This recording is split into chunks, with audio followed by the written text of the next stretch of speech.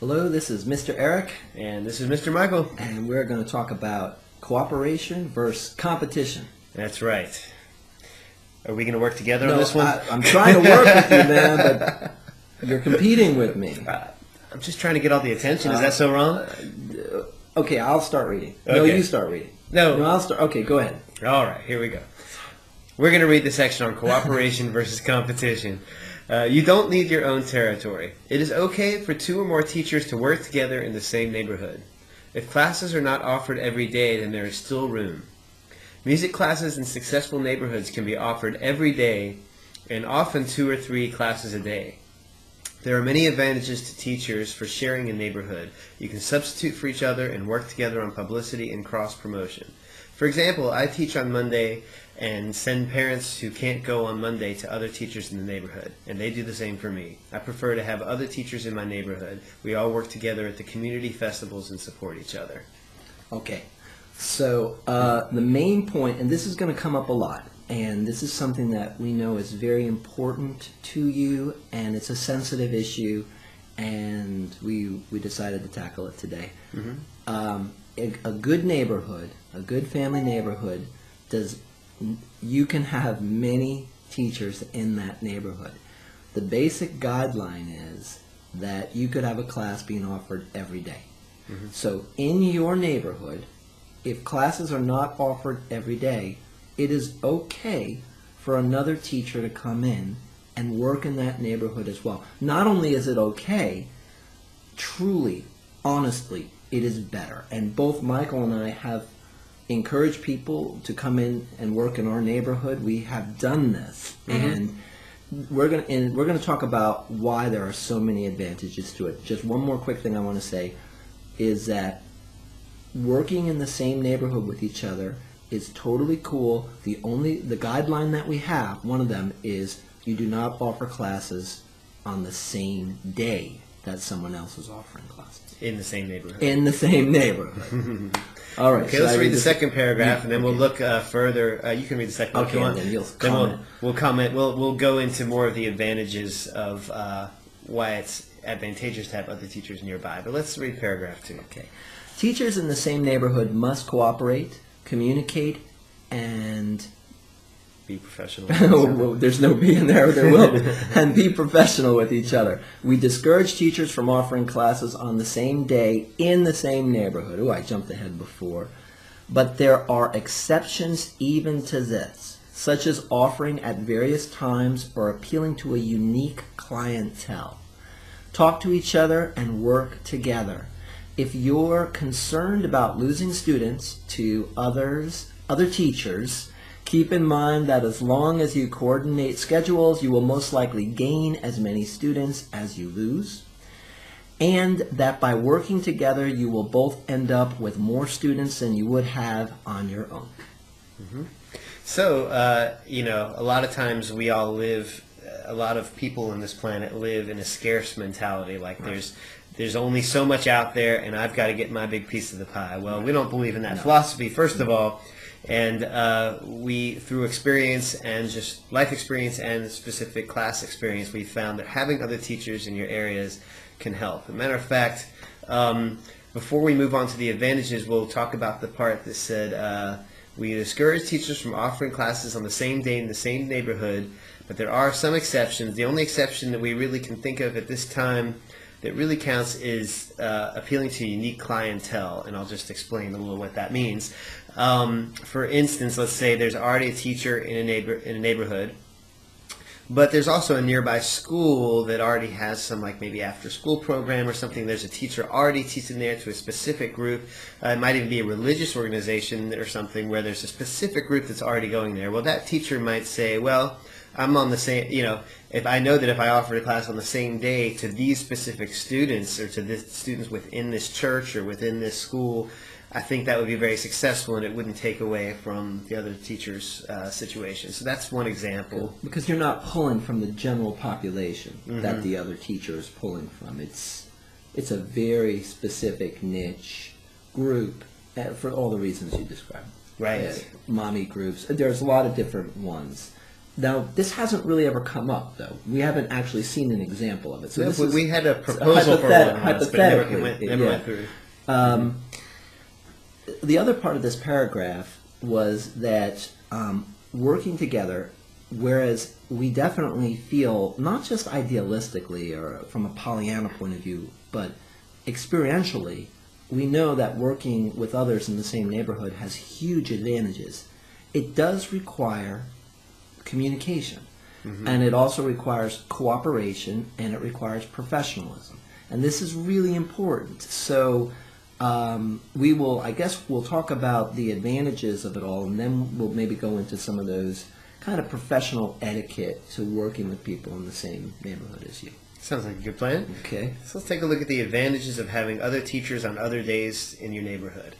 Okay, number one, referrals from the other teacher. Right. So, basically you've got twice the marketing power. Let's say you're offering on a Monday and someone else is offering on a Tuesday. Two teachers means more exposure, and a lot of times, there's several times that I meet somebody out and about and they say, oh, I'd love to take your class. When is it? Oh, I can't do that day. Well, hey, now you can say, oh, we have another teacher who teaches on Tuesday. Great, I can do Tuesday. So suddenly you've helped that other teacher get a student that you wouldn't have been able to have anyway, and they're doing the same for you. So you're doubling your exposure. And this happens. I mean, there are so many times somebody will come into one of my classes to do a free demonstration or sign up, and they'll say, oh, well, I met so-and-so who teaches here in the same neighborhood, but I can't take a class on Thursday. I also will refer people when they can't take a class on Monday, and also another reason to refer directly underneath that, overflow students. Now, right now, my Monday class is full, and which is great. But what am I going to do with all these other people who come in? I send them to you. So it can definitely be mutually beneficial.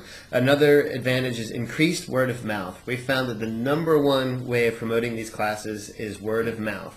Yeah. So the more students you have, Right. the more you get, because Yes. you have more people who already love your classes spreading the word, and it kind of gets exponential. So when you're starting off, you have a few students, it's harder to get that growing, but once you get to a certain point, you'll find it starts to increase exponentially. So that's exciting. And when you have two teachers in an area, even if it's at the same location, especially if it's the same location, then that increases. So let's say your other teacher has 10 students now, and you have 10 students. Well, now you've got 20 people 20. spreading the word, and of course, the people they spread the word to are not all going to be available at your time slot only, so you're helping build the pool. I've got an incredible analogy here. This It is looks the awesome. chatter. Look at that This analogy. is the chatter from your class. This is the clatter from both classes. You see, it's twice as much. And because everything, that was brilliant, everything is family oriented. Right, or neighborhood oriented. Remember, in the marketing section, we talked about that all your marketing is neighborhood marketing, neighborhood promotion. So that if you have twice as many students in a given neighborhood, it really benefits you. You really want that chatter. You really, oh yeah, I'm taking the learning group classes. I take with so-and-so. Oh, well, I take with so-and-so. And it starts to build, and it works in your advantage. Another advantage is more makeup classes to offer the customer. So a lot of customers, if you're getting started, you have one day a week. Well, you don't have much to offer in the way of makeup classes, and we talk about this more in the other makeup class section of this website. But by having other days available, even if you were only available to teach 1 or 2 days, and you have someone else teaching other days, you're offering more to the customer. So if someone was going to feel like, I don't know if I want to sign up for this class because what if I miss a few days?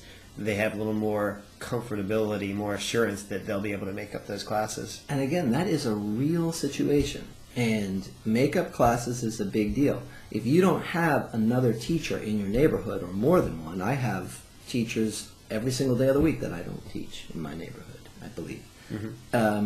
So if someone misses one of my classes, it's not a problem. If I didn't have that, I would have to do makeup classes. I'd have to teach more classes on other days, or give discounts, or just not offer makeup classes at all, which is kind of a lesser value for because customers they might choose another program instead. Because your competitors will offer makeup. That's right. Let's see, substituting for each other. This is important too. Now, you don't want to miss too many classes, but it happens. I travel a bit for shows and stuff, Michael, you also do shows and performances. Occasionally you have to miss a class. Or Sometimes maybe you get sick. When you have other teachers in your neighborhood who you already see, the best thing is you already have a relationship with them. You're already working with each other. You know each other. So you just call them up. I can't make this day. I can't make that day. And you substitute for each other. It's a lot less pressure when you know you've got a few people. That's why it's better to have even more than one person in your neighborhood. You want a few people that you can call on to substitute for you.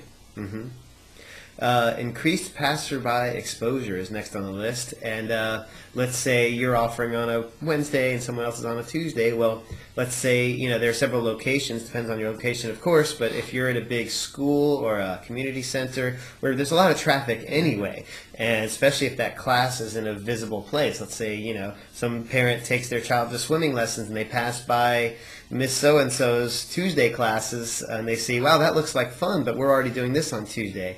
Oh, there's somebody on Wednesday? Great. So that person teaching on another day has gotten you a new student and vice versa. So the more people see your classes, the better. And this is a really important point because a lot of times when we have new teachers and they're in a neighborhood and then they're a little bit panicked. Oh, so-and-so wants to teach in my neighborhood, And what we try and explain, and really, honestly, we're trying to be realistic here. This is good. Yes, there is a little more competition in terms of the folks that are out there, but there'll also now be a bigger pool.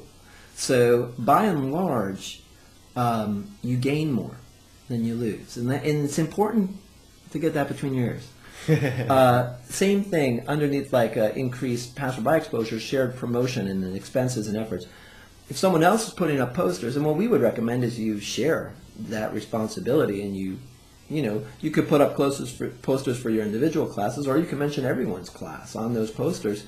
Get them in all the different areas. That's ideal. Yeah, that way you can each, instead of just you putting up your posters and they put up theirs, and then you have, a place at a restaurant or something sees 3 learning group posters, they're probably going to tear 2 of them down. Right. You can all coordinate. You can put up posters. You can assign tasks. Hey, I'll get this location. You get that location. Yeah. It'll be cheaper. And these things save you time. Now, one of the ways that we really encourage you to do promotion is community festivals. We have a whole section on that, so we won't go into it too much. But if you've ever been to a community festival where you were the booth, you're going to be really happy to have other people there with you. That's right. They could be 1 day or 2 days. It's usually 5 to 8 hours a day.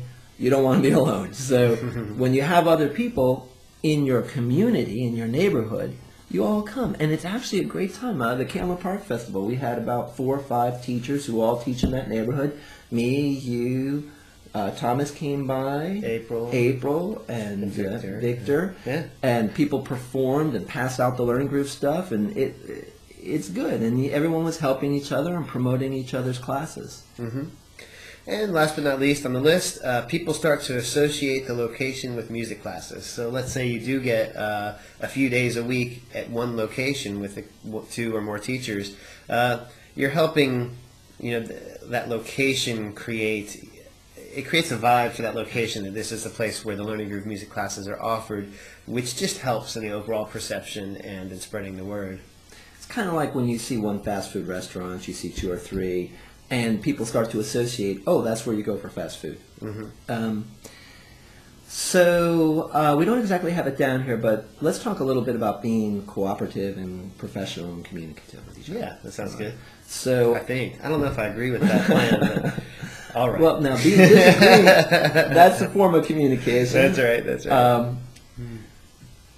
It's very important to communicate, to over-communicate, to call each other, to talk about the days that you're offering classes. You have to be flexible. The issues come up when people don't talk to each other, and when people are not cognizant of the need to interact with each other if you're teaching in the same neighborhood. So I would suggest phone calls, emails. Smoke signals work well in my case. Smoke signals if you're Mr. Michael. Yeah. The rest of us maybe will use the internet and cell phones, I think I've heard of that. What else? Even face-to-face meetings, get together and talk. Especially things like if, when you're choosing days that you offer, where things will get sensitive if someone wants to change a day or something like that. Once again, if the day's not open, we don't think don't take it. If there's an open day, that's good. Now, there may be a situation where you both want to change days. So you have to talk to each other. And you want to talk to each other about a few things. One is, of course, scheduling, like who's going to take what day, coordinating promotion efforts. You're going to want to figure out do you want to do posters together or not? Do you want to do postcards together? Do you want to divvy up tasks? Things like that. So that's very important. You want to also talk about any concerns you may have. Make sure that if you have any concerns or if someone else does, that you talk about them, because you don't want them to kind of stay inside and then pop out in an inopportune time. You want to make sure that you're both excited to be in the same area and that you're not feeling some certain uncomfortabilities. One thing that may come up, it may not, if someone's already teaching on a Monday, say for example, and you've got Wednesdays open or Thursday open, and you take that date, and then you decide you want to teach on a Monday, the basic rule is the teacher that was already teaching on that day, that's their day. So it's not a situation where you say, well, you taught Monday last season, so now I get to teach on Monday. That's not the way it works. If they're teaching on Mondays, they've got it. Now, if they want to move to a day that you're teaching, no, that's not cool either. So the situation is the day that you established, that's your day if there's more than one person teaching in that neighborhood. Most of the time, every day of the week is not taken. So what you're going to end up doing is talking to each other. Most of the time, you might have 2 or 3 days in a week that are taught. Yeah, especially as you're getting started. Especially getting started. What do you think about distance guidelines and scheduling guidelines? I think they sound great. All right. Thanks for asking my You're opinion welcome. on that. And do you think, since they do sound so great, that we should share it with the other teachers? I think that would be a great idea. I'm on board with you, Eric. All right, so let's go ahead. Let's jump into it. Okay, I'll take distance guidelines. You take scheduling guidelines. Okay, you got it. Distance guidelines. TLG's general guideline is recommended distances between classes on the same day should be over 3 miles in the city, over 5 miles in the suburbs, and over 10 miles in rural areas. This, of course, varies from city to city, so use your best judgment to determine how far parents are willing to drive in an area. So, I think that says it all, really, but these are just our recommendations as general guidelines. You can, of course, assess your own situation in your particular area. But, cities tend to be more compact, a lot more people in a small area, so there's more room for more classes to be offered without competing on the same day. And but the suburbs are a little more spread out, and, of course, rural areas even more spread out, so people are used to driving further without a lot of traffic. So just to clarify, if you're teaching in a location and somebody comes in and they want to teach within 3 miles of where you are and you're in a city, then that would be considered the same neighborhood. Once again, depending on the city, how big it is, how compact it is. If somebody wants to teach and they're 5 miles away, that's generally not considered the same neighborhood. So these are the guidelines to help you decide, well, are you actually in the same neighborhood? And that's important into determining if it's okay to teach on the same day or not. All right, scheduling guidelines. Basically, what we want you to know is that if you're in a neighborhood, you're just teaching one day, or even if you're going to teach 2 days, one of the scheduling variables that comes up all the time is to coordinate with the preschool and the school schedule. What this means is most preschools offer classes on a Monday, Wednesday, Friday basis for one group and Tuesdays and Thursdays for another group. So, for example, at Little Shop of Stories, where I'm teaching, I teach on Mondays. A new teacher, Kim, who just came in, will teach on a Thursday. The reason for that is because there are a lot of people who can't take on Monday, Wednesday, or Friday because they're part of that preschool schedule. Now, we're not competing with preschool children because that's already tends to be age 4 or so, but a lot of these schools, the parents have younger children, or it may be a service that's not just preschool, it also has daycare. Many of these schools offer mommy day outs and also offer services for ages 0 to 4. That's right. So what you don't want to, not even related to working with somebody else, but even if you decide to do 2 classes a week, it's recommended to do one of them on a Monday, Wednesday, Friday, and one of them on a Tuesday, Thursday. Otherwise, if you do something like a Monday and a Wednesday class, well, then you've just X'd out any of the students in the preschool right nearby who go to school Monday, Wednesday, Friday, whereas they're available on Tuesday and Thursday, so you want to make sure you have somebody to teach those students. Pretty cool. Well, we're going to kind of wrap it up. One more thing. Okay, what's that? Other options. Yes, other All options. Right, gotcha. Another possibility. Now, we've talked this whole time about how to work with 2 different licensees. Right. Teachers who are licensees working in the same place, a clear distinction. One thing you could also do, if there's an established, if there's one established teacher with a day or 2 or 5 or whatever, how many there might be, if another teacher is interested in that area, they may choose to work for that other teacher if that other teacher wants to hire them. So that's another option too. It keeps it so there's one licensee in an area, and if you're somebody who already has some full classes and you're looking to expand to another day, but you're pretty busy, you might want to hire another teacher to bring them in for that day, and that's another way you can work together in the same area. Sounds good. All right. Okay, so just in summary, we feel cooperation is far better than competition. In terms of mentality, there are huge advantages of working together in increasing the number of students you have and making things easier for you. We have given you general guidelines to do this, and we have found these guidelines to work from our own experiences. This is not pie in the sky stuff. This is real. This is what has happened and what we have seen work time and time again. All right, so get out there and have some happy teaching with each other. Take care.